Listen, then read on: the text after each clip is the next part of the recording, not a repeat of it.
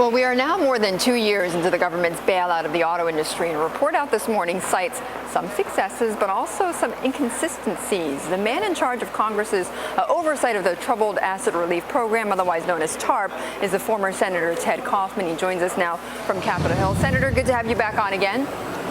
Thank you, Betty. Thanks for having me on. Well, reading through this congressional report, I mean, generally it seems to be quite positive on why we went ahead with the auto bailout. But what struck me was really sort of the overriding idea, which is that it's hard for you and for the Congressional Oversight Panel to really judge whether or not it was successful. Why is that so hard? Well, it's hard because we're not done yet. I mean, the biggest reason we still, are rolling out. What we basically said is, back we did our last report, which was September of 2009.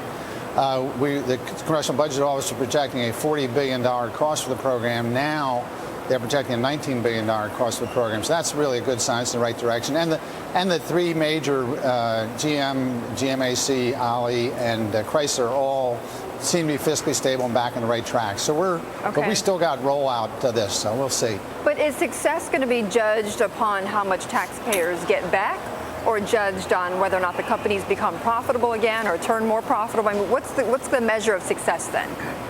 Betty, that's an excellent question. I think it's a combination of those things. One of the things we're concerned about in the report is the Treasury hasn't made clear how much the objective of keeping hands off whatever is going on interferes with the basic objective of maximizing taxpayer return, while at the same time, for this whole thing is about American jobs. So it's a good question. I think it's going to be judged on a lot of things. I don't think it's going to be just one measurement at the end of this thing that says it's a success.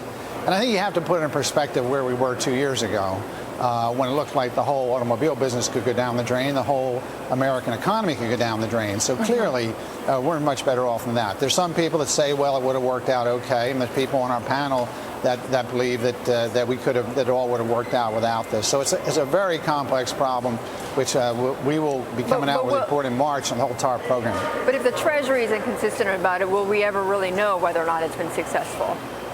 Oh yeah, I think we will know. I think there'll be a judgment on this program, clearly on a success and what it was, and we're going to be coming out with a complete report at the end of March on the whole TARP program in terms of what lessons learned, what we got out of it. It's really important to judge whether it is a success, Betty, because one of the things we talk about in this report is there is a big negative from doing this that everyone agrees to, and that is the moral hazard. Yeah. The idea that if you bail out a financial institution or a non-financial institution, then it leads to bad behavior if people begin to think they're too big to fail.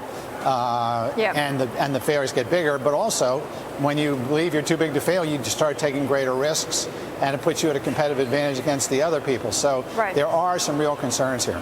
Senator, really quickly, one of the things you did point, though, is to the pricing of the IPO for GM, and you said that basically the government priced it so that they would lose billions for the taxpayers. Is that a precedent there?